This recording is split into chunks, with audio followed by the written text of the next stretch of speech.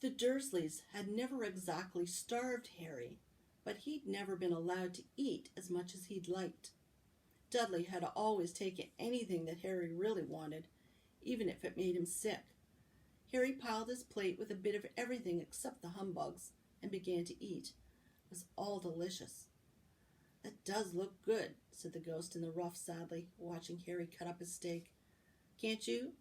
"I haven't eaten for nearly 400 years, said the ghost. "I don't need to, of course, but one does miss it. I don't think I've introduced myself. Sir Nicholas de Mimsy Porpington, at your service, resident ghost of Gryffindor Tower." "I know who you are," said Ron suddenly. "My brothers told me about you. You're nearly headless Lick." "I would prefer you call me Sir Nicholas de Mimsy," the ghost began stiffly.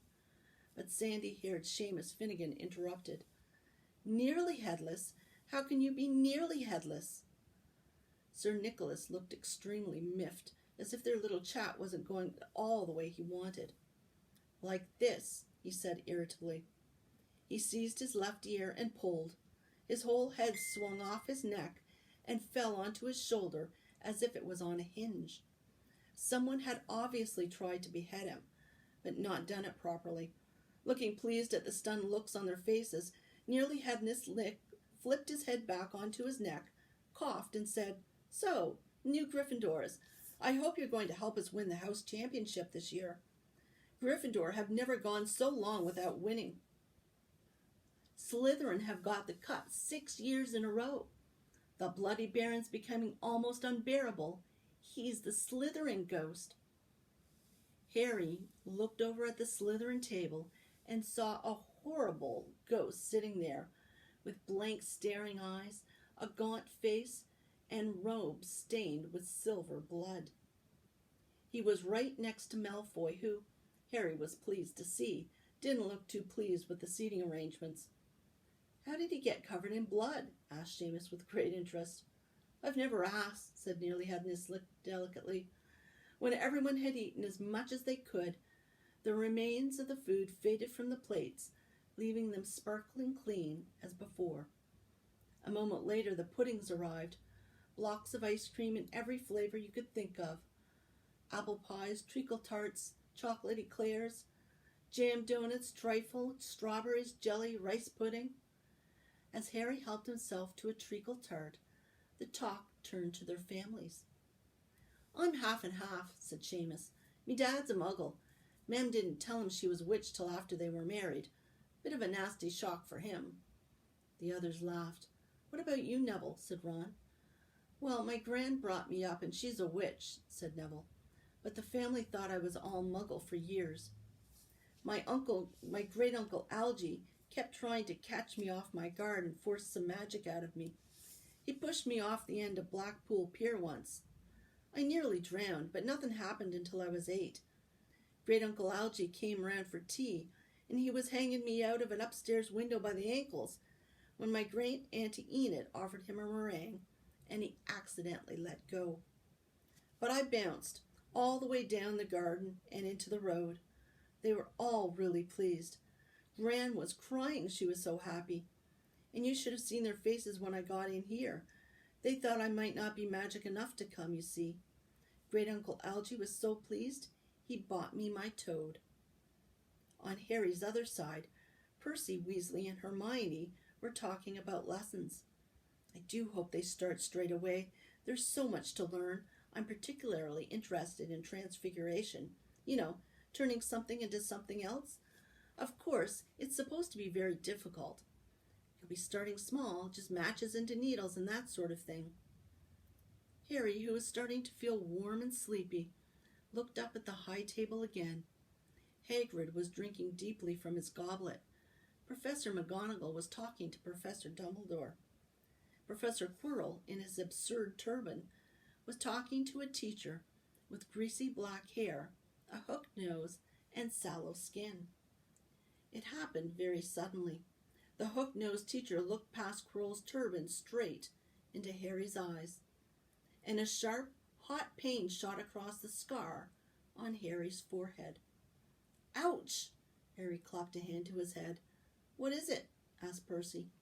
Nothing. The pain had gone as quickly as it had come. Harder to shake off was the feeling Harry had got from the teacher's look. A feeling that he didn't like Harry at all. "Who's that teacher talking to Professor Quirrell?" he asked Percy. "Oh, you know Quirrell already, do you? No wonder he's looking so nervous. That's Professor Snape. He teaches potions, but he doesn't want to. Everyone knows he's after Quirrell's job. Knows an awful lot about the dark arts, Snape." Harry watched Snape for a while, but Snape didn't look at him again. At last the puddings too disappeared, and Professor Dumbledore got to his feet again. The hall fell silent. "Ahem. Just a few more words now we're all fed and watered. I have a few start-of-term notices to give you. First years should note that the forest in the grounds is forbidden to all pupils, and a few of our older students would do well to remember that as well." Dumbledore's twinkling eyes flashed in the direction of the Weasley twins. "I have also been asked by Mr. Filch, the caretaker, to remind you all that no magic should be used between classes in the corridors. Quidditch trials will be held in the second week of term. Anyone interested in playing for their house teams should contact Madam Hooch. And finally, I must tell you that this year, the third floor corridor on the right-hand side is out of bounds to everyone who does not wish to die a very painful death." Harry laughed, but he was one of the few who did. "He's not serious," he muttered to Percy. "Must be," said Percy, frowning at Dumbledore. "It's odd, because he usually gives us a reason why we're not allowed to go somewhere. The forest's full of dangerous beasts. Everyone knows that. I do think he might have told us prefects at least. And now, before we go to bed, let us sing the school song." Harry noticed that the other teachers' smiles had become rather fixed. Dumbledore gave his wand a little flick, as if he was trying to get a fly off the end, and a long golden ribbon flew out of it, which rose high above the tables and twisted itself snake-like into words. "Everyone pick their favorite tune," said Dumbledore, "and off we go." Everyone finished the song at different times. At last the only Weasley twins were left singing along to a very slow funeral march. Dumbledore conducted their last few lines with his wand, and when they had finished, he was one of those who clapped loudest. "Ah, music," he said, wiping his eyes, "a magic beyond all we do here. And now, bedtime. Off you trot." The Gryffindor first years followed Percy through the chattering crowds out of the great hall and up the marble staircase. Harry's legs were like lead again, but only because he was so tired and full of food. He was too sleepy even to be surprised that the people in the portraits along the corridors whispered and pointed as they passed, or that twice Percy led them through doorways hidden behind sliding panels and hanging tapestries.